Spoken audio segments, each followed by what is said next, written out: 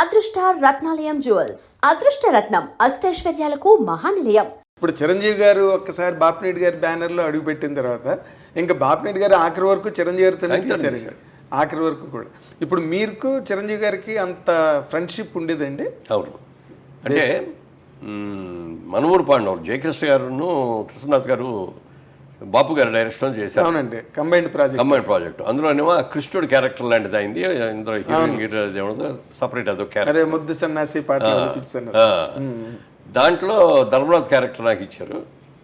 భీముడేమో ప్రసాద్ బాబు, అర్జునుడేమో చిరంజీవి గారు, నకులు సహదేవుడేమో పేరు లేదు గుర్తులేదు వాళ్ళు. ఆ సినిమా అప్పుడు ఇక మేమందరం 5గురు అన్నదమ్ముల్లా కలిసిపోయాం అనమాట. వాళ్ళందరూ నన్ను అన్నయ్య అని పిలిచేవారు. నేను వాళ్ళేమో తమ్ముడు క్యారెక్టర్ కాబట్టి పేర్లతో పిలిచేవాడిని. అలా చేసి షూటింగ్ లేకపోతే అందరం కలిసి సినిమాలకు వెళ్ళిపోయేవాళ్ళం. ఈ మేము 5గురు కలిసి సినిమాలకు వెళ్ళిపోయేవాళ్ళం. అవి వచ్చేసరికి బయటకు వచ్చినప్పటికి అప్పటికి మంచి రైజులో ఉంది ఇది కెరీర్. మీరు బయటికి రాగానే అందరూ వచ్చేసి ముగేసేవారు, సంతకాలు గింతకాలు అనేవారు, షేక్ హ్యాండ్ లేనివారు. ఇవన్నీ చూస్తుంటే ఒక రోజు అన్నాడు చిరంజీవి గారు. అప్పుడు ఇంకా ఆయన సినిమా రిలీజ్ కూడా కాల, మనూరు పాండ జరుగుతుంది. అన్నయ్య రేపు పొద్దున్న నాకు కూడా ఇట్లా వస్తారా అన్నాడు. దీని మీద 10 రెట్లు వస్తారయ్య నీకు. ఎలా చెప్పారు సార్? ఎలా చెప్పాను అంటే, ఆయన కొత్త సినిమా, మొట్టమొదటి సినిమాది. దానికి ముందు ఏదో పునాదిరాళ్ళు ఏదో చేశారు. ప్రాణం ఖరీదు కూడా ఇది జరుగుతూ ఉండగానే వచ్చింది అది. కాబట్టి అది ముందు రిలీజ్ అయింది, ఇది లేట్గా అయింది. అప్పుడు మేమందరం కలిసి కూర్చున్నప్పుడు అతను నేనే ఉండవు, మీ ఇష్టం వచ్చిన సాంగ్ ఏంటి ఏదైనా, నేను డ్యాన్స్ చేస్తాను ఇవ్వడు. అంటే తెలుగా, ఇంగ్లీషా, హిందీ, అంటే ఏ లాంగ్వేజ్ అయినా మ్యూజిక్ సౌండ్ అంటే దానికి తగ్గట్టుగా రిథమిక్గా చేసావు. అది డ్యాన్స్ అంటే భరతనాట్యం కాదు, క్లాసికల్ డ్యాన్స్ ఇంకోటో కూడా కాదు. మ్యూజిక్కి తగ్గట్టుగా గంతులు వేసేసి చేసేవాడు. మనం బలి చేస్తున్నాడే, ఇక ఇంతకంటే కావాల్సింటే ఎలాంటి ఏంటి అనుకున్నాం. తర్వాత అతనిలో అడ్వాంటేజ్ అంటే కళ్ళు ఎక్సలెంట్ కళ్ళు అండి. అతని కళ్ళు కోపంగా చూశాడంటే అసలు చాలా ఇదిగా ఉంటుంది. అలాగే నవ్వుతూ కామెడీ కూడా బాగా చేయగలడు. మంచి టైమింగ్ అండి. మంచి టైమింగ్ ఉంది. అప్పుడు కృష్ణనాథ్ గారు అన్నాడు ఒక రోజున, మురళీమోహన్ వీడు మంచి విలన్ అవుతాడయ్యా మన తెలుగు ఇండస్ట్రీలో, బాగున్నాడు అన్నాడు. ఇండస్ట్రీలో విలన్ అవటం ఏంటాడు బాబు, ఇండస్ట్రీకి మొగుడు అవుతాడు చూడండి. ఫస్ట్ సినిమా రిలీజ్ అవ్వకముందే అన్నా నేను. అవునా? అయితే ఈ మాట నాతో అరవింద్ గారు కూడా అన్నారండి. ఇది వాళ్ళ సిస్టర్కి సంబంధం వచ్చినప్పుడు, సరే మంచి విలన్ అవుతాడు ఇండస్ట్రీలోని 100% అని అనుకున్నానండి, బట్ హీరోగా ఇంత అని నేను అనుకోలేదని అరవింద్ గారు కూడా అన్నారు సార్ నాతో. హీరోగా టర్న్ అవడం పట్ల అసలు మీరు హీరోగానే అవుతారని ఎక్స్పెక్ట్ చేశారా, లేదా విలన్ లాగా వెళ్ళి? అట్లా కాదు, మొట్టమొదటి కొంచెం హీరోగానే నెగిటివ్ క్యారెక్టర్ చేశాడు. అదే కుక్కగాటు చెప్పు దెబ్బలు అట్లాంటి. ఆ తర్వాత నుంచి పాజిటివ్ క్యారెక్టర్లోకి వచ్చాడు బ్రహ్మాండంగా. సో మీరు ఆయన సక్సెస్ని అంటే ఆయన వచ్చిన తర్వాత కొన్ని సినిమాల్లో విధానాలు చాలా మారిపోయినాయి. సాంగ్స్ అంటే ఏదో హీరోయిన్ మీద ఎక్కువ చేస్తారు, సాంగ్ హీరోలు ఎక్కువ పరిగెట్టడం, ఊటీ తోటలో లేకపోతే నాగేశ్వరరావు గారికి బాగా డ్యాన్స్ చేసేవారు ఆ రోజు. స్టెప్పులు అంటే నాగేశ్వరరావు, కృష్ణ గారి స్టెప్పులు కానీ, శోభన్ బాబు గారి స్టెప్పులు కానీ, ఎన్టీఆర్ గారి స్టెప్పులు కానీ, అవన్నీ మా అందరి ఒక టైప్, ఒక స్కూల్ మీద. కాకపోతే ఏంటంటే సలీం మాస్టర్ వచ్చిన తర్వాత రామారావు గారు రెచ్చిపోయారు. అవునండి, బ్రహ్మాండంగా చేసేవాడు. ఎదురులేని మనిషి కదా బిగినింగ్. కృష్ణముకుందామరారి పాట బిగినింగ్ అండి, రామారావు స్టెప్ లేయడం. సో ఆ విధంగా మేము పెద్ద టాలెంట్ కాకపోయినా ఉన్నంతలో చేయగలిగాం అనేది అంట. బట్ చిరంజీవి గారు వచ్చినప్పుడు టోటల్గా వరల్డ్ మారిపోయింది. అదే అన్న, సాంగ్స్ సిస్టమ్స్ మారిపోయింది, ఫైట్ సిస్టమ్స్ కూడా బోడదు మార్పు వచ్చింది. ఫైట్లో ఏం చేసేవారంటే, ఫైట్ మాస్టర్ లాగానే అన్న నువ్వే ఎక్కువ కష్టపడుతూ రిస్క్లు షాట్లన్నీ పెడతాను, డూపులు చేసేస్తారు, మధ్య మధ్యలో మీకు క్లోజ్ షాట్లు ఇస్తాను నేను. ఎవరు ఓకే, ఎందుకంటే రామారావు అలాగే చేశారు, నాగేశ్వరరావు కూడా అలాగే చేశారు. ఎవరైనా సిస్టమ్ అది, కెమెరాకి ఇట్లా కొట్టండి అని మనం ఇట్లా 4-5 సార్లు కొట్టం, ఇట్లా కొట్టం తీసేవాడు. అవతల వాళ్ళు డమాలు పడిపోతుంటారు వాళ్ళు. అట్లా చిరంజీవి గారు వచ్చిన తర్వాత వీటన్నిటిలోనూ మార్పు వచ్చింది. అందుకని నేను అంటాను, చిరంజీవి ఇండస్ట్రీకి రాకముందు, చిరంజీవి ఇండస్ట్రీకి వచ్చిన తర్వాత, క్రీస్తు పూర్వం క్రీస్తు శకం లాగా అవును, అదొక చిరంజీవి శకం అనమాట. అంత సక్సెస్ అవ్వటం, సాంగ్స్ బ్రహ్మాండంగా చేసేయడం, ఫైట్లు బ్రహ్మాండంగా చేసేయడం. ఆ తర్వాత కృష్ణ గారు మేమందరం ఇట్లా ఫైట్లు చేస్తుంటే ఎవరికి నచ్చేయి కదా. అవునండి, అవన్నీ ఏంటో తేలిపోయాయి. చిరంజీవి గారు వచ్చి ఫైట్లు చేసిన తర్వాత ఇంకెవరు డూప్ అంటే కూడా ఒప్పుకునేవాడు కదా. అవే నేను చేస్తానండి, నాకు డూప్ అక్కర్లేదు. అనుకున్నట్టుగానే సినిమా బాపు గారు కూడా చూసి ఆ షూటింగ్ జరిగే రోజుల్లోనే చిరంజీవి చేసేస్తా అంటే ఆ జనం మధ్యలో ఆ డ్యాన్సులు అవన్నీ సెకండ్ టేక్ అనేది కూడా అవసరం ఉండేది కాదు.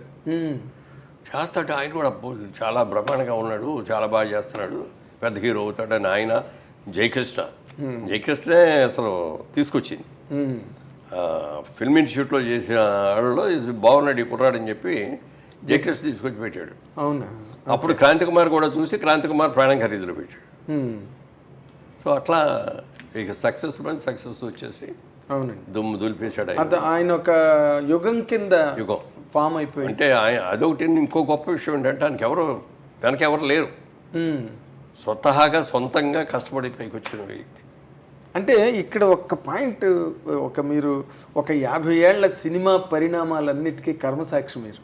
అంటే మీరు అన్నిట్లో ఉన్నారు, ఇందులో లేరు, అన్నీ మీకు తెలుసు, బట్ మీకేమీ తెలియనట్టుగానే ఉన్నారు ప్రతిదీ. ఇప్పుడు మొదటి నుంచి కూడా సార్ అన్ని చోట్ల ఎక్కడ సినిమా ఇండస్ట్రీ గురించి ఎవరు మాట్లాడుకున్నా ఒకరి ఎదుగుదల కానీ లేకపోతే ఒకరి తాలూకా డౌన్ఫాల్ కానీ వీటన్నిటి మధ్యలో క్యాస్ట్ అనే పాయింట్ని ఎక్కువగా అందరూ రిఫర్ చేస్తారు సార్. అందరూ ఆల్మోస్ట్ సినిమా ఇండస్ట్రీ అనగానే ఓకే, రాజకీయాలు అంటే ఇంకా క్యాస్ట్ బేస్డే అనుకోండి, ఇంకా అవి ఓసీలు ఎస్సీలు ఎస్టీలు ఇంకా ఆ గొడవలు. సినిమా ఇండస్ట్రీకి వచ్చే వరకు ఇది ఎంతవరకు కరెక్ట్ అంటుంది ఈ రూమర్ కానీ ఈ ఆరోపణ కానీ సినిమా పరిశ్రమ మీద? ఎందుకంటే మీరు ఒక వర్గం, చిరంజీవి గారు ఇంకొక వర్గం. బట్ చిరంజీవి గారి గురించి మీరు ఇంత గొప్పగా మొదటి నుంచి మాట్లాడారు ఏం సార్? ఆయన రేజ్ కూడా అలాగే అందరూ ఎంకరేజ్ చేసి ఆయన తలని పట్టుకున్నారు. ఈ ఆరోపణ ఎందుకండి సినిమా పరిశ్రమ? నాకు తెలిసినంత వరకు మెడ్రాస్లో ఇండస్ట్రీ ఉన్నంత వరకు ఏ రోజున కూడా క్యాస్ట్ ఫిల్లింగ్ అనేది లేదు అక్కడ. నువ్వేం క్యాస్ట్ అనేది ఎవరికి తెలిసేది కాదు. ఫలానా పేర్లు చెప్పుకున్నా ఫలానా డైరెక్టర్ అని చెప్పుకునే వాళ్ళేమో తప్ప ఇదిగో ఇతని ఈ క్యాస్ట్ ఆడు కాబట్టి మనం చేయాలి అనేది ఇట్లాంటివి ఉండేవి కదా అసలు. ఓకే. హైదరాబాద్ వచ్చిన తర్వాత అది ఈ రాజకీయం ఇక్కడ అందరూ కూడా ఇది కదా.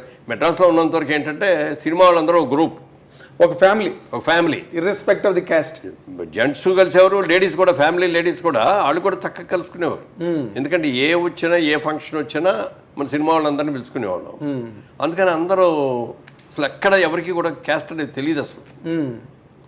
ఇక్కడికి వచ్చిన తర్వాత పొలిటికల్గా కూడా అప్పటికే క్యాస్ట్ స్టార్ట్ అయిపోయి, అంటే అప్పట్లో కూడా తెలుగు సినిమా ఇండస్ట్రీలో చౌదరీస్ దే డామినేషను, లేకపోతే ఇంకొక కులం వాళ్ళని రానివ్వకుండా అడ్డుపెట్టారు, కొంతమంది తాలూకు ఎదుగుదలను ఆపేశారు అని కొంతమంది జర్నలిస్టులు ఇటీవల రోజుల్లో యూట్యూబ్లో మాట్లాడుతున్నారండి. పెట్టారు గారండి. అసలు నిజంగా అదే మాట మీరు అన్నట్టు జరిగినట్లయితే ఇవాళ రోజున ఎవరో వచ్చేవారు. మరి సినిమా ప్రొడ్యూసర్లు ఎక్కువ 75% చౌదరీస్ ఆర్టిస్టు, మెయిన్ రామారావు, నాగేశ్వరరావు, సోహన్ బాబు గారు, కృష్ణ గారు, మీరు అందరూ. అవును. ఒక కృష్ణరాజు గారు మినహాయిస్తే అందరూ వాళ్ళు. మరి డిస్ట్రిబ్యూటర్స్, మీ ఏ డిస్ట్రిబ్యూటర్ కంపెనీ అయినా చెప్పండి, అందరూ వాళ్ళే. థియేటర్స్ ఉన్నవాళ్ళు అది ఎక్కువ వాళ్ళే. ఇంత డామినేషన్ ఉంది, ఫలానా వాళ్ళు రాకూడదని అనుకోవాలి. టాలెంట్ ఎవరి దగ్గర ఉంటుంది. ఎందుకంటే క్రియేటివ్ జాబ్ సినిమా అనేది. అవునండి. ఇది పార్టీ అంటే అది వేరే విషయం. ఇదిగో ఈ మన కులం అని చెప్పి ఇక్కడ పెట్టుకుంటే ఇతను ఓట్లు ఇన్ని వస్తాయి ఎందుకని చెప్పి కులానికి ఇన్ని ఓట్లు, సినిమా అది కాదు కదా. సినిమాలో టాలెంట్ మనకు ఇచ్చిన క్యారెక్టర్ బాగా ఎవడు చేయగలడు, ఎవరికి మార్కెట్ ఉంది చూసుకొని చేస్తాం. And for more videos, please subscribe to iDream. Please subscribe to iDream. Please subscribe iDream. And please subscribe to iDream. For more videos, subscribe to iDream. please like, share and subscribe to the channel. Congratulations, iDream. Subscribe to iDream. Subscribe to iDream. So subscribe to iDream Media. iDream team అందరికి huge congratulations. Please subscribe iDream Media. Please subscribe to iDream. Subscribe iDream. Please subscribe to iDream. iDream అంటే నా కళల ఛానల్ను subscribe చేసుకున్న నోరు తిరుగుతలేదు, మీరైతే గంట గుర్తు కొట్టండి. For more such videos, please subscribe to iDream. Subscribe to iDream. Please subscribe to iDream. Please subscribe iDream Media. Please do subscribe to iDream. Please subscribe to iDream Media. For best entertainment and information, please subscribe iDream. And don't forget to subscribe to iDream.